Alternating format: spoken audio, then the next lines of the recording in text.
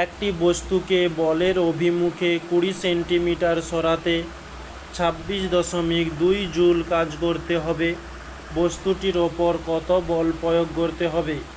প্রশ্নের মধ্যে প্রথমত যে সংকেতগুলো দেওয়া রয়েছে সেগুলোকে আমরা একটু ছোট্ট জায়গাতে নোট করে নেব। অভিমুখে বলছে 20 সেন্টিমিটার সরাতে, মানে সরণ বলেছে এস সমান 20 সেন্টিমিটার।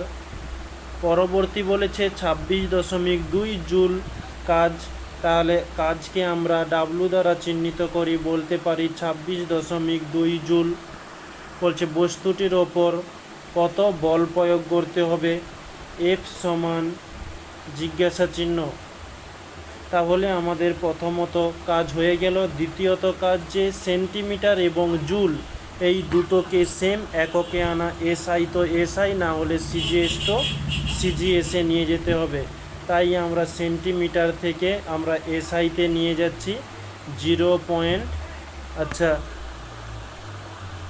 আমরা এই যে 20কে মিটারে নিয়ে যাওয়ার জন্য আমরা 100 দিয়ে ভাগ দিচ্ছি এত মিটার।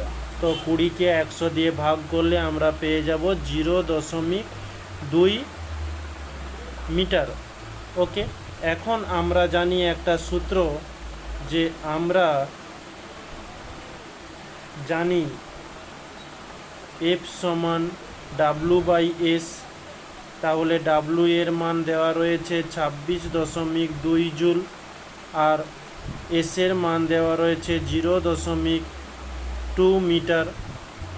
ওকে, তো এটা ক্যালকুলেশান করলে আমরা পেয়ে যাব 131 জুল পার মিটার।